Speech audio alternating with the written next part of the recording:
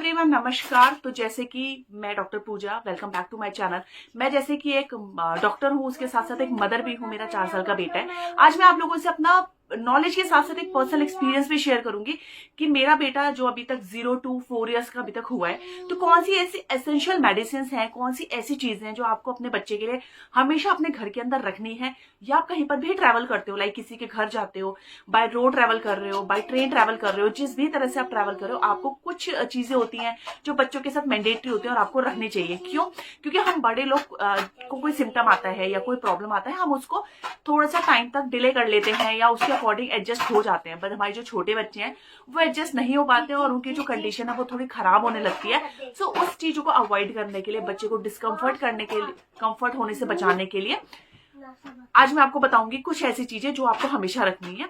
पीछे बैकग्राउंड में आपको थोड़ी सी आवाज आ रही होगी, तो वो मेरा बेटा उठ चुका है क्योंकि मैं ऑफिस के लिए तैयार होगी और वो उठ गया और वो खेल रहा है, तो थोड़ा बहुत आपको आवाज आएगी, तो प्लीज आप उसको थोड़ा सा टॉलरेट कर लेना, क्योंकि वो मानेगा नहीं, वो रूम से बाहर नहीं जा रहा है। तो चलिए, सबसे पहले मैं आपको बताऊंगी सबसे इंपॉर्टेंट आपको अपने बच्चे के लिए क्या रखना है। सबसे इंपॉर्टेंट आपको अपने बच्चे के लिए ये चीजें मैं वो बता रही हूँ जो एसेंशियल है, मतलब आपको देनी नहीं है, बट आपके पास हमेशा एक पैकेट आपके पास होना चाहिए। घर में हमेशा एक पैकेट बनाकर रखो जिस पैकेट के अंदर ये मेडिसिन आपकी हो।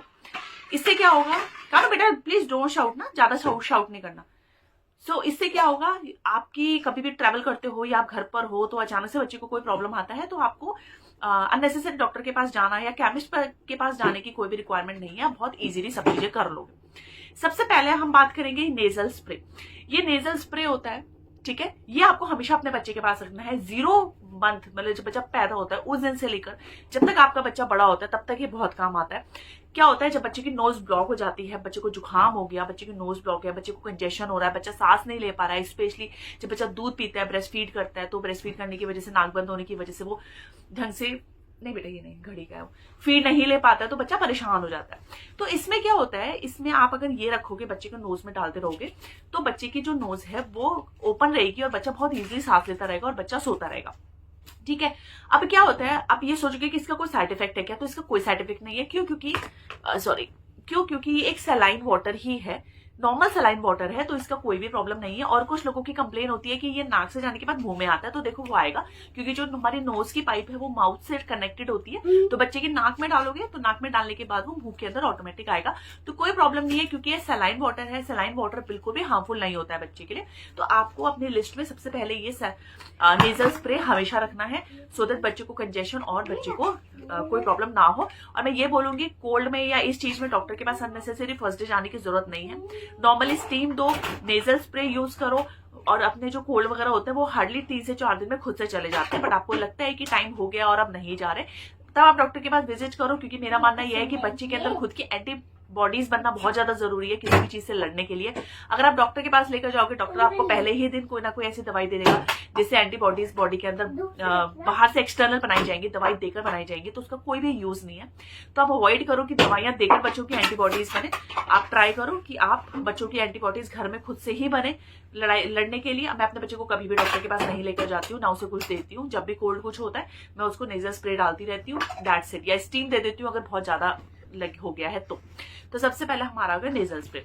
दूसरा हमारा होता है सबसे इंपॉर्टेंट, जो कि हमारा सेम पैदा होने से लेकर बड़े बच्चों तक यूज होता है, वो होता है हमारा कॉलिकेट। ठीक है बेटे, इधर पीछे गिर जाएगा।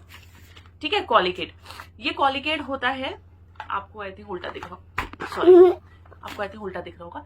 ये कॉलिकेट होता है, ये बच्चों की गैस के लिए होता है। जैसे बच्चा जब पैदा होता है तब से लेकर थोड़ा बड़े होने तक, अगर बच्चे को थोड़ा सा भी पेट में प्रॉब्लम हो रहा है, उसको गैस्ट्राइटिस हो रहा है, उसको गैस हो रहा है, आपको लग रहा है बच्चे ने स्टूल पास नहीं करा है, बच्चा पॉटी टाइम पर नहीं गया है, बच्चे को पेट में दर्द हो रहा है, बच्चा ब्लोटिंग कर रहा है, बच्चे के पेट में से बहुत ज्यादा ऐसे गैस की, बच्चा फार्ट बहुत ज्यादा कर रहा है, गैस की आवाज आ रही है, बच्चा पॉटी भी नहीं गया है, तो आप अपने बच्चे को एज के अकॉर्डिंग ये डोज कॉलिकेट की दे दो।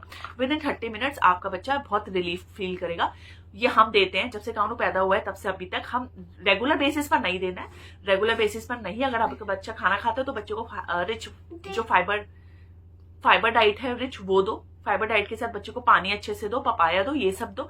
बट हाँ, अगर महीना 2 महीना में आपको लग रहा है कि बच्चे का जो है कॉन्स्टिपेशन वो ज्यादा हो रहा है और बच्चा परेशान ज्यादा हो रहा है, तो आप ये दे सकते हो, और ये बहुत ज्यादा सेफ है, इसमें कोई भी प्रॉब्लम नहीं है। बेटा प्लीज डोंट डू दिस, वहां से हटो, आप हटो बेटा पीछे। तो आप ये आराम से बच्चे को दे सकते हो, कोई भी इसमें प्रॉब्लम नहीं है। तो ये बहुत ज्यादा सेफ है और ये आप इसको अपनी लिस्ट में ऐड कर लो। मैं फिर से बोल रही हूँ, रेगुलर बेसिस पर नहीं देना है, बट येस आपको अपने बच्चे को, जब भी आपका बच्चे को ज्यादा ब्लोटिंग हो रही है, कॉन्स्टिपेशन है और आपको लग रहा है वो ज्यादा परेशान है, तो आप ये दे दो, बच्चा बहुत ज्यादा रिलीफ फील करेगा। दूसरा होता है हमारा ये ममाअर्थ का आफ्टर बाइट रोल ऑन।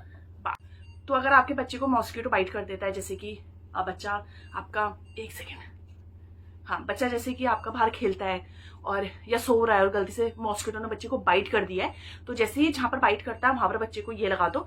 सिर्फ ममाअर्थ का नहीं, आप किसी का भी ले सकते हो बाइट। ये after mosquito bite roll on होता है। ये जहां पर मॉस्किटो ने काटा वहां पर इसको ऐसे करके, ऐसे निकाल कर ऐसे रब कर दोगे, तो जहां पर काटा होता है विद इन 5-10 मिनट्स वहां पर रिलीफ मिल जाता है और बिल्कुल भी वो रेड नहीं होता है। हाँ, बिल्कुल भी ये रेड नहीं करता है और बिल्कुल भी खुजली नहीं करता, बिल्कुल भी इचिंग नहीं करता है। तो आप ये रख सकते हो मॉस्किटो को bite roll, after bite roll, ठीक है। उसके बाद आता है हमारा पोविडिन आयोडीन। ये क्या होता है, जैसे मान लो बच्चे खेलते हैं और बच्चों को खेल के चोट लग जाती है ना, तो चोट लगने के बाद हम ये बीटाडीन का ही फॉर्म है, ये बीटाडीन लगाते हैं। बीटाडीन आप वॉश करके बीटाडीन लगा दो तो बच्चे को अच्छा रहता है और एंटीसेप्टिक है, तो ये वैसे भी सेफ है। और ड्रेसिंग में भी, हॉस्पिटल में भी, ड्रेसिंग में भी यही यूज होता है। तो अगर बच्चे को माइनर कट लगा है, माइनर चोट लगी है, जैसे बच्चे गिर जाते हैं, बच्चे को खरोच लग जाती है, तो आप उसमें आराम से उसको वॉश करके ये लगा सकते हो। फ्रीक्वेंट लगाते रहो और बहुत जल्दी इससे ठीक हो जाता है। ये पोविडिन आयोडीन का ट्यूब है। उसके बाद हमारा आता है ओडेस्टेरॉन सिरप। ये होता है बच्चों के लिए, अगर बच्चे को वॉमिटिंग वगैरह ज्यादा हो रही है, तो बच्चा ट्रैवल कर रहा है, बच्चे को वॉमिटिंग हो रही है, तो आप ये दे सकते हो, ठीक है।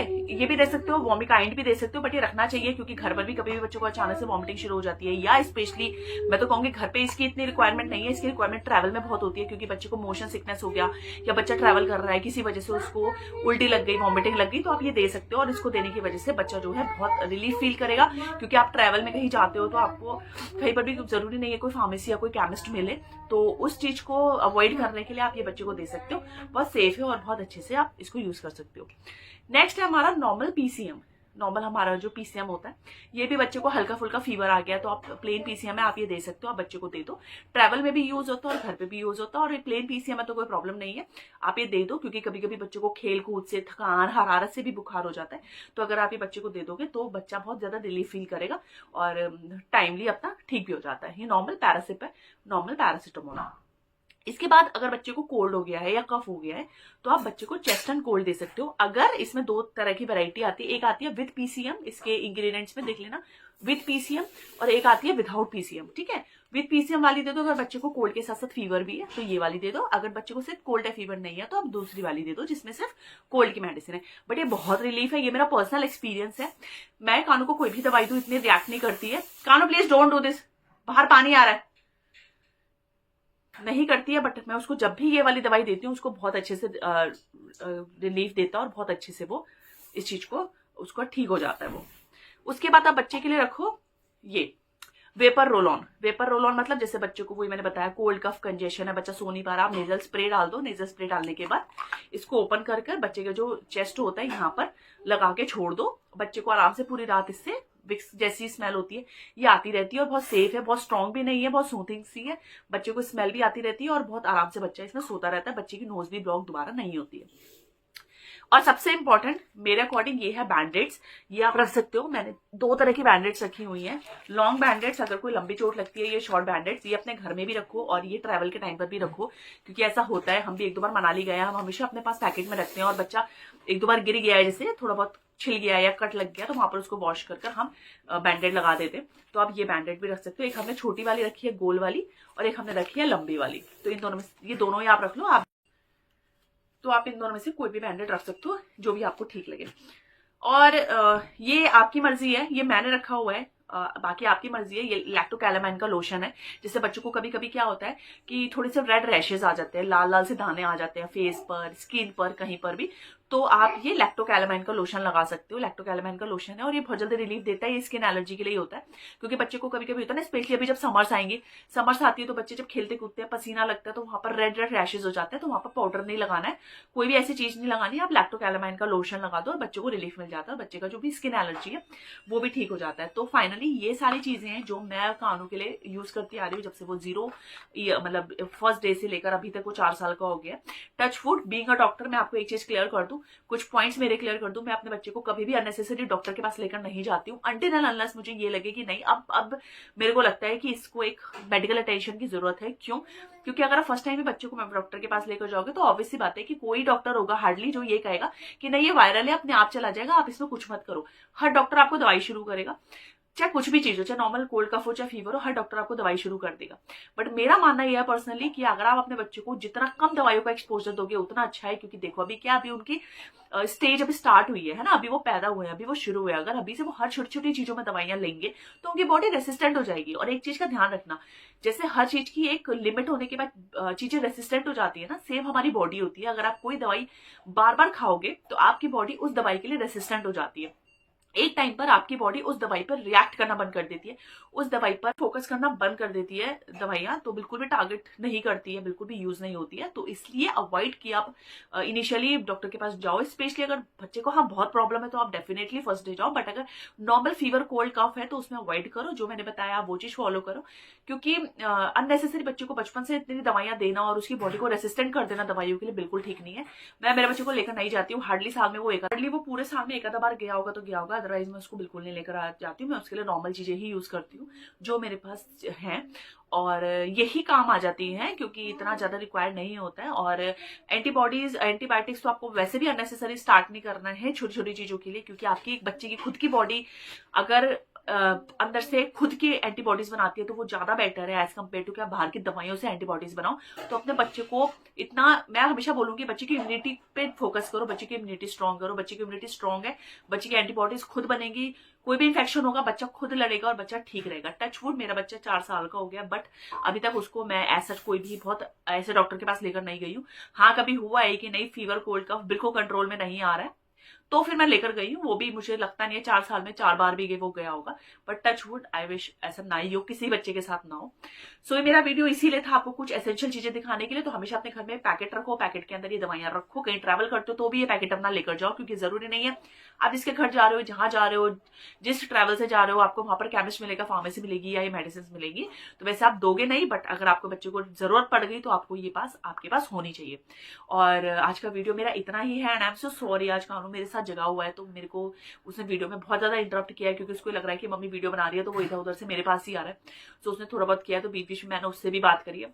सो अगर आपको लगे कि वो उसकी वजह से वीडियो में थोड़ा डिस्टर्बेंस आया है तो मैं ये वीडियो दोबारा बनाकर, वो सो रहा होगा या इधर उधर होगा तो मैं दोबारा बना दूंगी, आप बता देना। बाकी आज के लिए इतना ही है, कल हम दोबारा मिलते किसी और हेल्थ अवेयरनेस वीडियो के साथ। तब तक आप सब अपना ध्यान रखिएगा। Bye bye, take care.